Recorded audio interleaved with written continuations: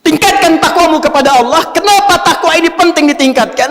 Kata Allah, coba cek diri kalian yang telah lama menjalani kehidupan. Mungkin ada yang belasan bahkan puluhan tahun, bahkan lebih daripada batas kuota yang barangkali standar kehidupan manusia.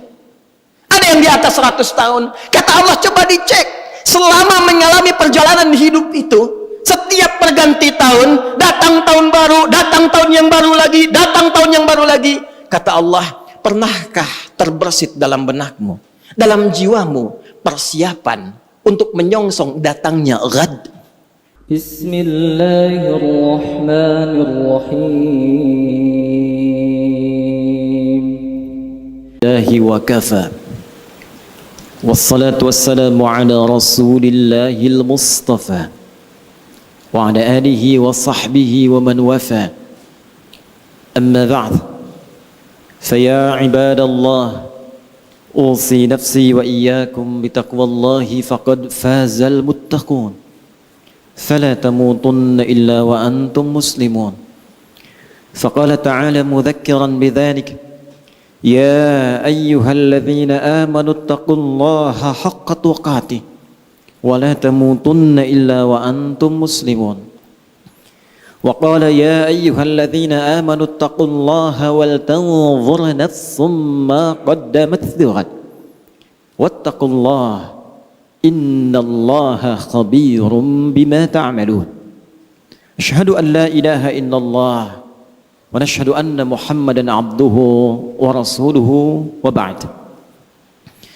Hadirin jemaah Jumat rahimani wa rahimakumullah.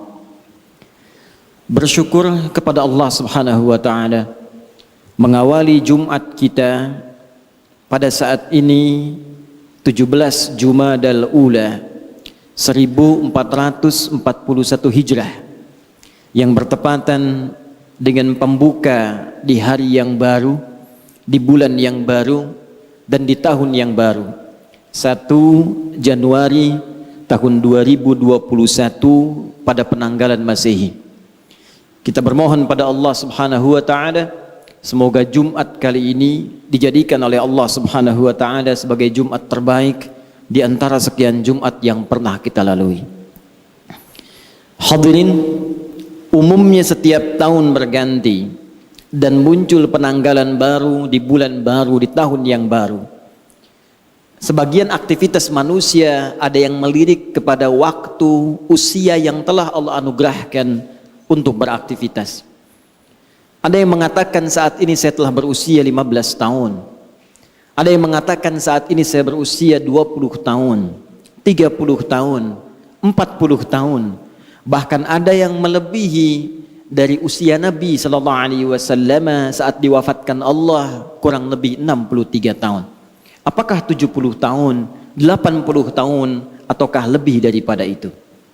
Dan telah banyak di kisaran waktu yang Allah berikan, kesempatan yang Allah anugerahkan, kita isi dengan beragam aktivitas yang bahkan diiringi dengan perjuangan, keringat, darah, air mata, liku kehidupan yang telah dilalui, baik dalam kehidupan individual, di keluarga atau tingkat sosial yang lebih tinggi, dan segala aktivitas berdasarkan profesi yang telah bahkan tengah kita jalani.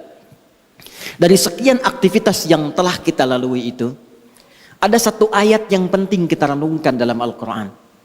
Dan ayat ini secara tajam disampaikan Allah tanpa banyak pembukaan, tanpa banyak iringan yang dalam bahasa manusia mungkin diawali dengan pengantar dan muqaddimah, tapi langsung ditujukan menghujam pada pertanyaan dasar yang dimintakan untuk diresapkan pada setiap jiwa-jiwa manusia, khususnya hamba-hamba Allah yang beriman, dari setiap pergantian waktu yang telah kita lalui dengan pembuka dan informasi yang telah tadi kami sampaikan. Quran surah ke-59 Al-Hasyr di ayat yang ke-18.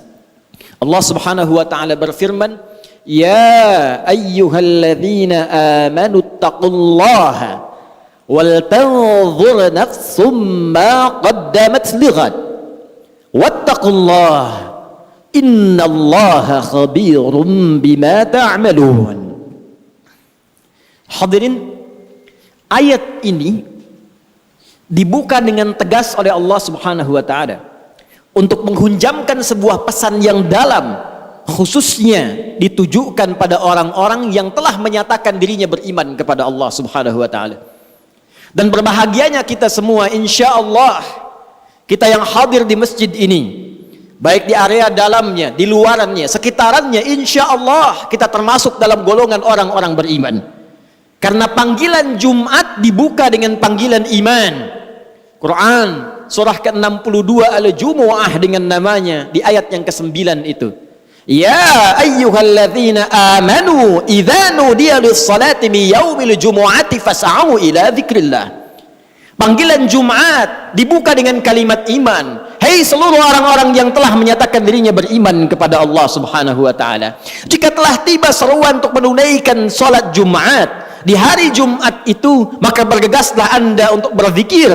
Ingat, persiapkan diri Anda untuk menunaikan Jumat dengan sempurna. Jadi berbahagialah ketika kita hadir datang di Jumat ini. Bersyukurlah kepada Allah karena iman kita masih diakui oleh Allah Subhanahu wa taala. Iman kita masih merespon panggilan Allah Subhanahu wa taala. Dari sekian hamba-hamba Allah, bahkan yang mengatakan dirinya beriman sampai Jumat ini, kita yang terpilih dan berada di masjid ini. Belum tentu orang yang mengatakan dirinya beriman kemudian bisa mudah untuk menunaikan ibadah Jumat ini. Tapi dari syukur yang kita dapatkan ini, hadirin sekalian, kembali kita dipanggil, disentuh dengan iman kita ini dalam ayat yang tegas Allah sampaikan di Quran surah ke-59 ayat 18 ini. Ya ayyuhalladzina amanu. Kalau kita tarik ke dalam suasana Jumat saat ini, hei jamaah-jamaah Jumat yang telah datang dengan panggilan iman itu, hei kalian yang telah menyatakan dirinya beriman kepada Allah Subhanahu wa taala, bahkan dibuka dengan huruf ya, disebutkan 360 kali dalam Al-Quran. Huruf ya, harfun nida, itu digunakan untuk memanggil seluruh jarak yang ada. Nidaul qarib, nidaul mutawassit, nidaul ba'id. Ada 14 huruf nida dalam bahasa Arab. Ada a, ada ya, ada aya, ada wa dan sebagainya. Tapi di Al-Quran hanya satu yang disebutkan, ya, karena huruf ya itu bisa mencakup seluruh fungsi panggilan dalam bahasa Arab. Dekat, menengah, jauh. Kalau disandingkan dengan kata iman, ya ayyuhalladzina amanu, seakan Allah ingin mengatakan, hei seluruh pemilik iman tanpa kecuali. Alladzina disebutkan 1080 kali dalam Al-Quran, mencakup seluruh kalangan tanpa kecuali, besar, kecil, tua, muda, sepanjang dia merasakan dan mengakui dia punya iman. Kata Allah, hei para pemilik iman, yang mungkin diantara kalian kualitas imannya beda-beda. Ada yang kalian imannya kuat sehingga kedudukannya merasa dekat denganku. Jangankan dipanggil dalam salat fardu, bahkan sebelum datang fardu tergerak menunaikan salat sunnahnya. Bahkan sebelum datang subuh sudah bangun untuk tahajudnya. Bahkan tidak menunggu Ramadan, Senin Kamis dia kerjakan sunnahnya. Ayamul bid dia tunggu-tunggu walau belum tiba waktunya, yang dekat dengan Allah. Ada yang biasa-biasa mutawassit menengah, salat nunggu fardu, puasa nunggu Ramadan, tapi iman masih melekat dalam dirinya walaupun keadaannya di tengah-tengah hubungannya dengan Allah Subhanahu wa taala. Ada yang ba'id, mungkin merasa jauh karena maksiat yang banyak dikerjakan, tapi masih menunaikan salat walau terlambat, masih ingin mengaji Al-Quran walau kadang-kadang. Demi Allah saya katakan, sifat Rahman Allah menjadikan baik yang imannya kuat, menengah ataupun jauh disamakan oleh Allah Subhanahu wa taala dengan panggilan ini. Seakan Allah ingin mengatakan, saya tidak peduli sepanjang kalian masih ada iman dalam jiwamu dan datang memenuhi panggilanku, maka aku akan jadikan yang jauh aku dekatkan, yang menengah aku lekatkan, dan yang dekat aku semakin berikan kedudukan di sisiku. Maka berbahagialah ketika ada panggilan kita respon. Itu cara Allah untuk meningkatkan keimanan kita dan mendekatkan kedudukan kita dengan Allah Subhanahu wa taala. Karena itu, sebelum masuk kepada inti penjelasannya, Allah tegaskan dengan menggunakan kata ayyuha, disebutkan 150 kali dalam Al-Quran. Ayyunya munada berfungsi taukid untuk menguatkan pesan, haknya tanbih untuk mengingatkan. Seakan Allah ingin sampaikan, aku ingatkan ya, tanamkan pesan ini dalam jiwamu yang paling dalam. Ada hal yang penting yang akan aku sampaikan, yang dengan itu akan meningkatkan iman kalian dan mengangkat derajat kalian di hadapanku, kata Allah Subhanahu wa taala. Ya ayyuhalladzina amanu, Hai semua orang yang merasakan beriman, mengaku beriman, baik hubungannya dekat, jauh atau menengah, ittaqullah. Tingkatkan takwamu kepada Allah. Cek keadaan takwamu, cek kuota takwamu, cek pulsa takwamu, cek bekal takwamu. Kenapa ini penting kata Allah disampaikan? Inilah selanjutnya evaluasi tajam yang dihujamkan dalam hati kita. Perhatikan kalimatnya. Wal tanzur nafsum ma qaddamat lighad. Tingkatkan takwamu kepada Allah. Kenapa takwa ini penting ditingkatkan? Kata Allah, coba cek diri kalian yang telah lama menjalani kehidupan. Mungkin ada yang belasan bahkan puluhan tahun, bahkan lebih daripada batas kuota yang barangkali standar kehidupan manusia.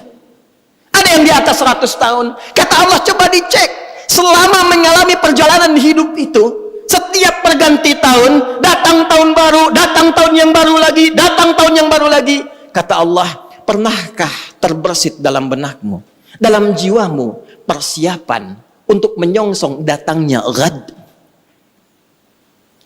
Pagi ini sebelum Jumat, saya ingin menguatkan informasi seputar ayat ini. Satu ayat saja. Saya baca 4 kitab tafsir tadi pagi. Dari mulai Tafsirul Qur'anil Azim karya Ibnu Katsir rahimahullah, Mafatihul Ghaibnya Ar-Razi, Al-Kasyafnya Zamakhsyari, sampai Tafsirul Wasitnya Muhammad Sayyid Tantawi. Demi Allah kami katakan, dari 4 kitab tafsir ini semuanya satu kata dalam menafsirkan ayat ini, dan tidak ada ikhtilaf, perbedaan pendapat di kalangan para ahli tafsir. Semua mengatakan yang dimaksud dengan ghad di sini yaumul qiyamah. Yaumul qiyamah. Tibanya hari kiamat. Tibanya hisab kita di hadapan Allah Subhanahu wa taala. Dalam bahasa bebasnya tapi lugas dan tegas, seakan Allah ingin mengatakan, "Hei, kalau besok kamu dihisab dari pergantian waktu yang telah kami lalui, dari masa yang telah kami berikan kepada kalian, dari setiap perganti tahun, tahun baru, tahun baru, tahun baru, kalau tiba-tiba besok kiamat, bekal apa yang telah kamu siapkan untuk menjunjung itu? Bekal apa yang telah kamu hadirkan untuk menghadapi hari kiamat itu?" Karena itu semua mengatakan, diungkapkan dengan kalimat ghad. Bisa Allah menyampaikan, ya ayyuhalladzina amanu taqullah wal tanzur nafsum ma qaddamat liyaumil qiyamah. Tapi kenapa Allah mengatakan ghad yang dalam bahasa kita diartikan besok? Semua ahli tafsir mengatakan litaqrib, untuk menghunjamkan ke dalam jiwa kita rasa seakan itu, bayangkan kiamat kalau besok terjadi di hadapan kita. Bekal apa yang kita bawa?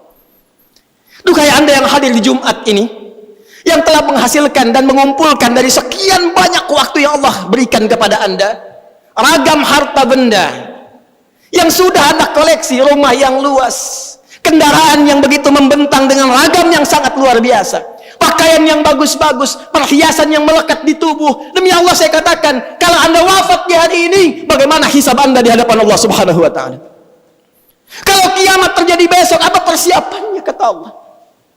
Dan kiamat terkecil itu kematian. Kiamat terkecil kematian. Quran surah ke-32 di ayat ke-11. Qul yatawaffakum malakul mautil ladzi wukkila bikum.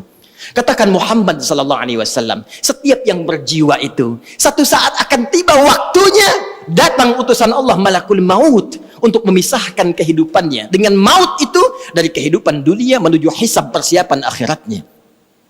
Dan semua ulama sepakat kiamat terkecil. Kiamat kecil itu ya kematian. Jadi kalau kita kembalikan pada diri kita, para ulama selalu mengajak kita untuk bermuhasabah. Jangankan datang tahun baru, ganti tahun lagi, ganti hari lagi, setiap hari. Ayat ini mengatakan, kalau Anda wafat besok, persiapannya apa? Bahkan kalau kita diwafatkan hari ini, apa persiapan hisab kita di hadapan Allah Subhanahu wa taala? Karena itu yang paling menarik, untuk menghunjamkan renungan ini dalam jiwa kita, Allah menyebutkan kalimatnya langsung dengan menggunakan kata nafsun, dan bentuknya tidak menggunakan alif lam. Wal tanzur nafsum ma qaddamat lighad. Kalimat nafsunnya tidak menggunakan alif lam, nakirah. Kata para ulama tafsir, kalimatnya tidak menggunakan alif lam untuk memberikan kesan dan pesan kepada kita. Kalau ingin bagus dalam introspeksi, kalau ingin benar dalam muhasabah, lepaskan dulu seluruh kecenderungan dunia kita, kemudian tanyakan pada hati kita yang paling dalam, sudah benarkah cara hidup kita sampai dengan detik ini? Itulah rahasianya kenapa di ayat ini kata nafsun tidak menggunakan alif lam. Seakan-akan Allah ingin mengatakan pada kita, coba merenung sejenak. Bukan dengan kembang api itu, bukan dengan petasan itu, bukan dengan pesta itu, tapi dengan jiwa Anda, dengan hati Anda, dengan kalbu Anda, dengan jiwa yang Allah berikan kepada kita. Cobalah kemudian sejenak saja, sepersekian menit kita diam sejenak, tanyakan pada jiwa kita, istafti qalbak, kemana hidup kita ini? Sudah benarkah puluhan tahun saya beraktivitas? Sudah benarkah puluhan tahun ini misi yang saya emban? Sudah benarkah jalan hidup saya? Bagaimana kalau sekarang saya wafat? Saya berikan rumus cepat. Kalau ada orang masih merasa kurang nyaman, gelisah, dan khawatir bila diwafatkan, di saat itu dia merenung, ini sudah fitrah menunjukkan ada kekurangan bekal yang ada dalam jiwanya. Dan merasakan ada bekal yang kurang untuk dibawa pulang. Yang paling mencengangkan dan paling irasional, sudah tahu bekalnya kurang, sudah tahu yang kemarin itu masih banyak kurangnya, kok sisa yang diberikan masih main-main juga? Kok sisa waktu yang diberikan masih belum serius juga? Jadi kalau sampai Jumat ini, sampai detik ini belum mampu merubah kita untuk dekat dengan Allah, Anda butuh berapa Jumat lagi? Anda butuh berapa tahun baru lagi? Apa masih senang hanya dengan urusan dunia Anda rayakan, sementara besok kita berpulang di hadapan Allah Subhanahu wa ta'ala? Ingat akhirat, bukan meninggalkan dunia, tapi ingat akhirat mengarahkan anugerah dunia yang Allah berikan kepada kita supaya ditata menjadi kepentingan ibadah. Karena itulah, untuk menutup khutbah bagian pertama ini, Al-Imam Ibnu Katsir ketika membuka tafsir di ayat ini, beliau meriwayatkan dua riwayat langsung dari dua pakar hadis. Pertama, Al-Imam Ahmad dalam musnadnya diriwayatkan dari Ibnu Jarir dari bapaknya menyampaikan satu situasi di masa Nabi SAW. Perhatikan dahsyatnya bagaimana para sahabat merespon ajakan dan penegasan peringatan Nabi SAW. Satu kali, dalam keadaan kunna fi ahdi Rasulullah SAW, kami pada saat di masa Nabi bersama Rasulullah SAW sedang duduk-duduk, tiba kemudian datanglah satu rombongan yang mengenakan penampilan yang sangat istimewa. Kalau sekarang kita ilustrasikan, datang ada yang bawa Ferrari, bawa Lamborghini, bajunya bagus-bagus, perlengkapan di tubuhnya mewah-mewah, datang, Masya Allah, Muslim, datang ke majlis Nabi SAW. Tiba kemudian Nabi bangkit, menyampaikan ayat-ayat Al-Quran, dibuka dengan kalimat taqwa, ya ayyuhalladzina amanu taqullaha haqqa tuqatih wa la tamutunna illa wa antum muslimun. Hai orang-orang yang menyatakan dirinya beriman kepada Allah, berimanlah dengan benar, dengan cara meningkatkan takwa kalian dengan sebenar-benarnya takwa, dan jaga keislaman kalian sampai kalian wafat, kata Nabi. Yang paling menarik, selanjutnya dibacakanlah ayat tadi, Quran surah ke-58, surah ke-59 Al-Hasyr, di ayat ke-18 tadi. Ya ayyuhalladzina amanu taqullaha wal tanzur nafsum ma qaddamat lighad wattaqullaha innallaha khabirum bima ta'malun. Hei orang-orang yang telah merasakan dirinya beriman, menyatakan dirinya beriman kepada Allah, yang ada di majlisku saat ini, kata Nabi. Hei yang datang rombongan dengan kekayaan dunianya, dengan tampilan yang mewah-mewahnya, dan kalian yang hadir semua di sini, kata Nabi, tingkatkan takwa kalian kepada Allah. Bayangkan kalau besok terjadi kiamat atau kalian wafat pada hari ini. Tingkatkan takwa kalian sebagai bekal pulang, karena Allah Maha mengetahui apa yang telah kalian kerjakan di hari-hari yang lampau. Mungkin kalian banyak berbuat maksiat, mungkin mendapatkan harta dengan cara yang salah, mungkin banyak hal-hal buruk yang pernah dikerjakan. Apa yang terjadi? Disebutkan langsung dalam riwayat, mereka melepaskan semua kemewahannya untuk disedekahkan dalam ibadah.